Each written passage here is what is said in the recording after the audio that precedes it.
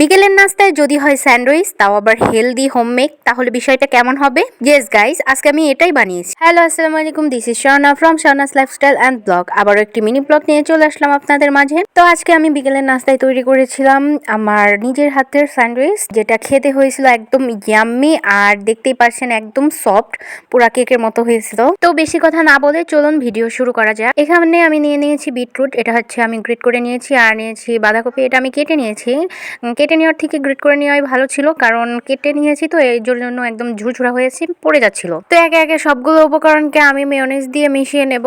By the way, এটা কিন্তু homemade mayonnaise, এটা আমি নিজে তৈরি করেছি। এই মেয়োনেজটা খেতে অনেক মজা, একদম ইয়াম্মি, আর এটা একদম হেলদি মেয়োনেজ, যেটা আমি হচ্ছে কাঁচা ডিম দিয়ে করিনি, এটা হচ্ছে আমি সিদ্ধ ডিম দিয়ে করেছি। সো ডিমের স্মেলও তেমন আসে না, আর তেলও বেশি দেওয়া লাগে নাই। তো আপনারা যদি এটার রেসিপি চান অবশ্যই কমেন্ট করবেন, আমি এটার রেসিপি ভিডিও দেওয়ার চেষ্টা করব। তো আমার বিটরুট মিশিয়ে নেওয়া শেষ, আপনারা দেখতেই পাচ্ছেন কি সুন্দর একটা কালার আসছে।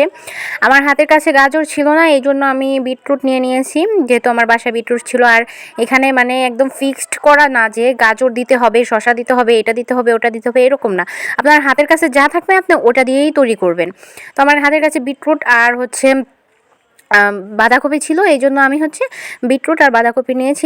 এগুলোকে আমি ভালোভাবে মিশিয়ে নিচ্ছি, আর চিকেন তো আসছেই অবশ্যই, এটাকেও মেশাতে হবে। আর হ্যাঁ, ফার্স্টে আমি বাঁধাকপি বেশি কেটে ফেলছি, পরে হচ্ছে আমি কমায় নিয়েছি। বাঁধাকপি বেশি দিলে টেস্টি লাগবে না। চিকেনটা সবসময় বেশি দেওয়ার চেষ্টা করবেন, চিকেন বেশি দিলে একদম ইয়াম্মি লাগে, সবাই খেতেও পছন্দ করে চিকেনটা।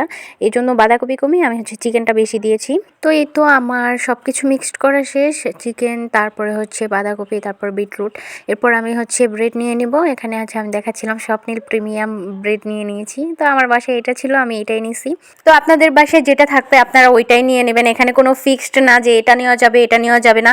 হাতের কাছে যেটা আছে ওটা দিয়েই আপনারা মজাদার রেসিপি তৈরি করতে পারবেন। তো আপনারা একটু খেয়াল করে দেখলে বুঝতে পারবেন যে স্যান্ডউইচ বানানো কতটা সহজ। ফার্স্টে এই ব্রেডের উপর আমি যে বাঁধাকপি মিক্সড করে রাখছিলাম ওটা দিয়ে দিলাম, তারপর হচ্ছে আমি চিকেনের পুরটা দিয়ে দিছি।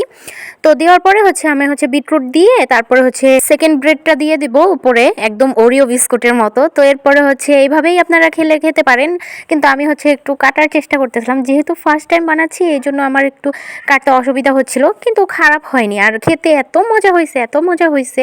আমি যদি আপনাদেরকে রিভিউটা শোনাতে পারতাম, বাট আমার হচ্ছে সাইডে সাউন্ড ছিল, তো এই জন্য আমি হচ্ছে ওভারকাট ভয়েস দিচ্ছি। সিরিয়াসলি ভাই, বিশ্বাস করেন খেতে এত মজা হয়েছিল, সবাই খেয়ে অনেক পজিটিভ রিভিউ দিছে, আর আমি তো খেয়ে পুরো লাফাইতেছিলাম যে এত মজার স্যান্ডউইচ আমি বানাইতে পারি, বিশ্বাসই হচ্ছিল না। তো দেখতেই পারলেন স্যান্ডউইচ বানান আহামরি কিছু না, হাতের কাছে যা আছে তাই দিয়েই আপনারা হচ্ছে বিকেলের মজাদার রেসিপি করতে পারবেন। আর যদি আমার কাছ থেকে শিখতে চান তাহলে হচ্ছে আমার পেজটি অবশ্যই সাবস্ক্রাইব করে আমার সাথে থাকবেন নতুন নতুন ভিডিও দেখার জন্য। আর এই ভিডিওটা যদি আপনাদের কাছে ভালো লেগে থাকে তাহলে হচ্ছে অবশ্যই লাইক কমেন্ট করবেন এবং ভিডিওটা শেয়ার করে দেবেন।